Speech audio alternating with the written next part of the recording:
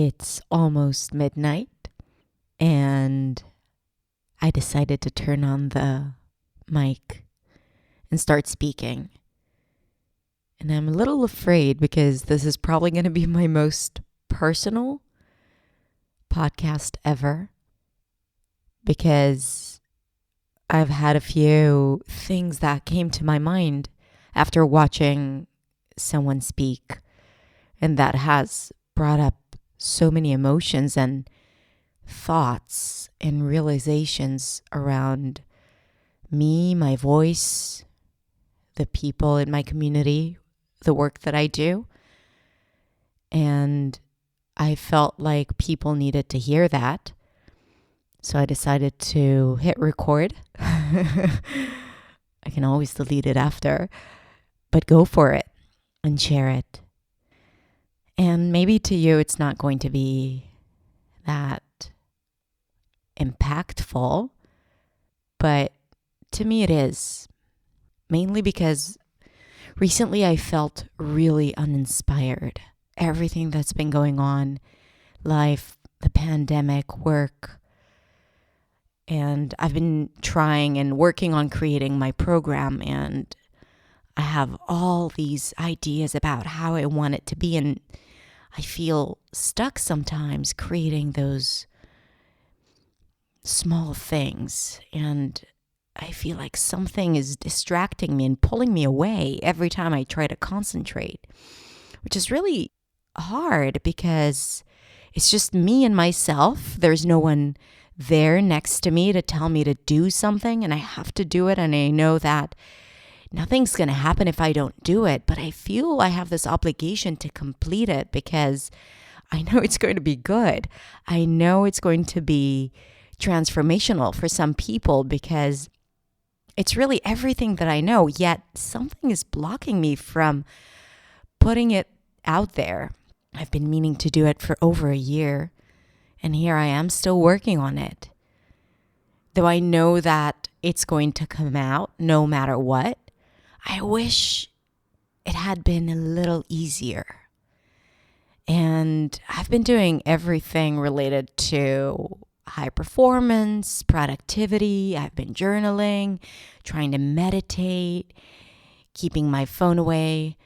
That's a lie because I know I need to keep my phone away, yet I keep it too close sometimes. But I try. And still, my brain is distracting me. It's not something external. And I know that I need to have that pull that I usually have when I create content, because content is easy for me to create. I just want to speak and talk, and all of a sudden, this is really, really hard. And as I was searching for pieces to work with and to use as examples, I came across Amanda Gorman's TED Talk. Amanda Gorman is a Black American poet who gave a phenomenal performance in the inauguration day in January 2021. And she read her poem, and it was unbelievable. I'll link to it in the show notes if you haven't seen it. So one of the coaches in my school sent me another video of her performing from earlier this year. And it was really good and funny and powerful. And I kept on browsing. Something pulled me into listening more to her. Because here's the thing, I was listening to her and I was listening to her sounds, and there was something really special about her sounds, something very, very kept together and particular and crisp about her pronunciation, yet different. And her story is that she had a speech impediment. She used to stutter as a child, so she had to go to a speech pathologist and therapy, and she had to work on her sounds and her speech. And you can hear that. You can hear that when she talks, there's like so much respect to the sound and voice. So I was swept away with her reading and her voice. And then I saw that she had a TED Talk, and it's called Using Your Voice as a Political Choice. And I'm like, okay, I'm in, my friend. I'm in. And in the first minute, she talks about her mantra that she uses every time she goes up on stage before she has to read a poem. And those words are, I am the daughter of Black writers who are descendant from freedom fighters who broke their chains and changed the world. They call me. Now, as I was hearing this, after hours and hours of trying to create something unsuccessfully or very, very slowly, those words hit me deep because all of a sudden I'd realized that what I'm doing, and it's not just this course, it's everything that I'm doing, is not just about me finding my passion, doing what I'm called to do. It's not even just about the people I serve in my community. It usually is just about them, but all of a sudden I realized that I am here because my ancestors and my grandmother and her grandmother, they couldn't use their voice. Their voice was taken away from them, stolen even, again and again and again. My grandparents on both my mother's side and father's side had to leave their home country and immigrate to Israel when my parents were really, really young. So with young babies, they had to move to a country without any money, without speaking the language. And they have arrived to a country where it wasn't just the language barrier that prevented them from immersing into a new culture. It was also the reluctance of the country they had moved into to welcome them as a part of it. Both my grandmas were powerful women, but I don't remember their voices. I don't remember them speaking much. And when they did, it was a combination of Arabic and broken Hebrew. And as a child, I did not have the patience to listen.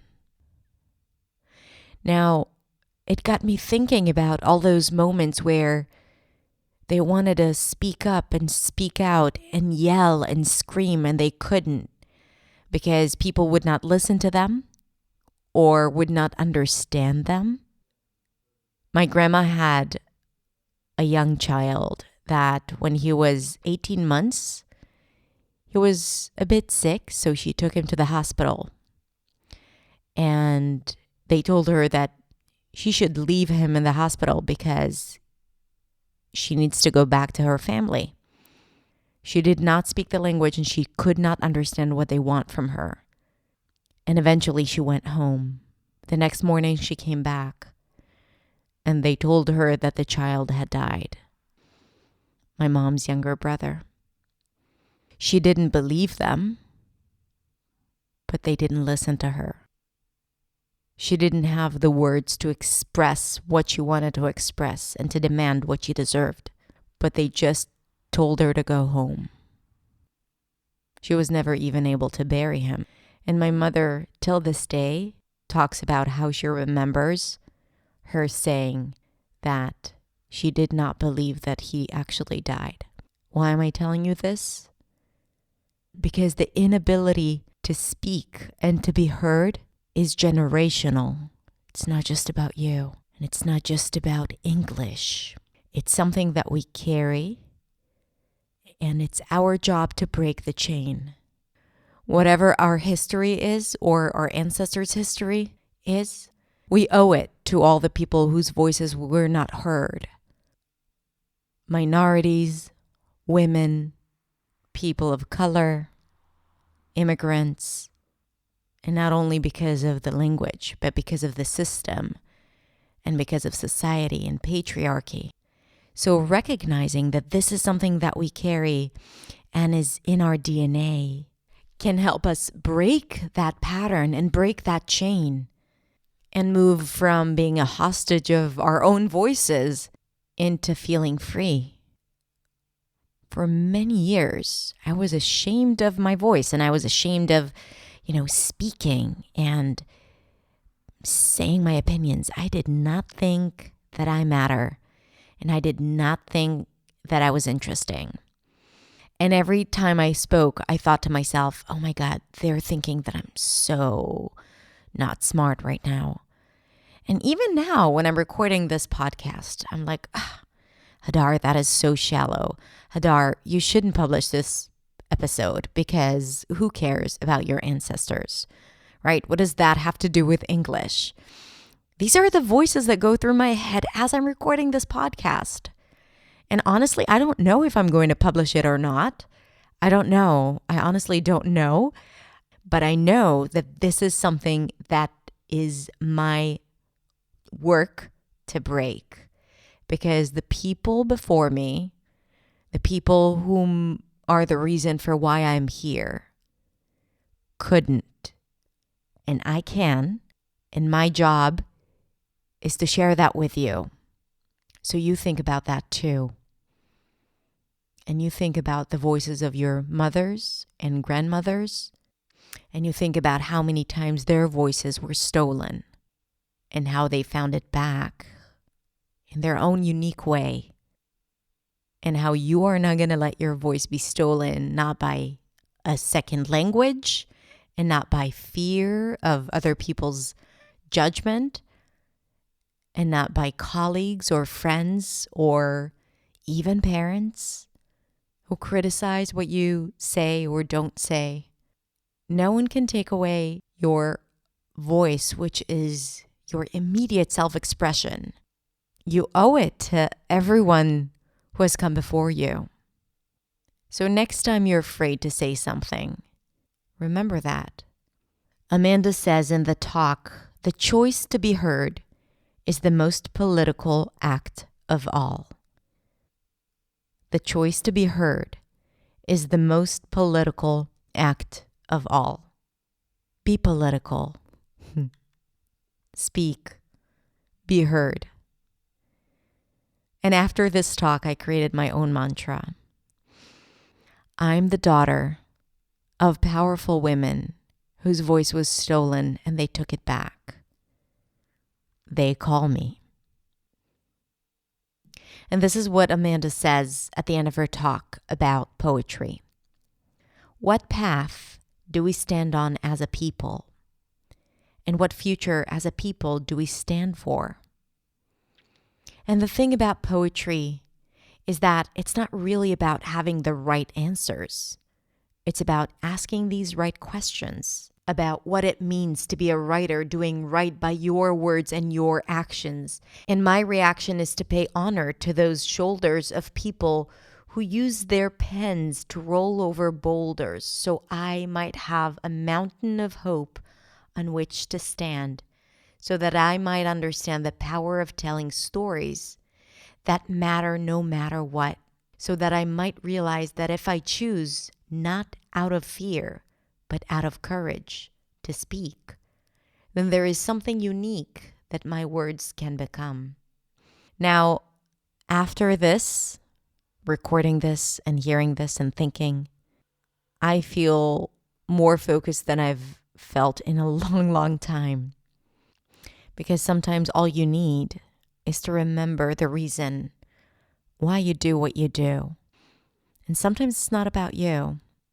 It's not about your job. It's about something bigger than all of that. It's that obligation that we have to speak. And if we want our children to be free, then we must initiate that freedom. Thank you for holding space for me and my story, and thank you for listening. Now, if you want to share with me a story about your ancestors, and it doesn't have to be family members, it could be stories about the people from your home and your tribe and your country who were able to own their voice. So if you want to share that story, I'm inviting you to leave a comment on my website. I'm going to link to it in the show notes. And also, you can send me a DM at hadar.accentsway on Instagram. Thank you so much for being here. Take care.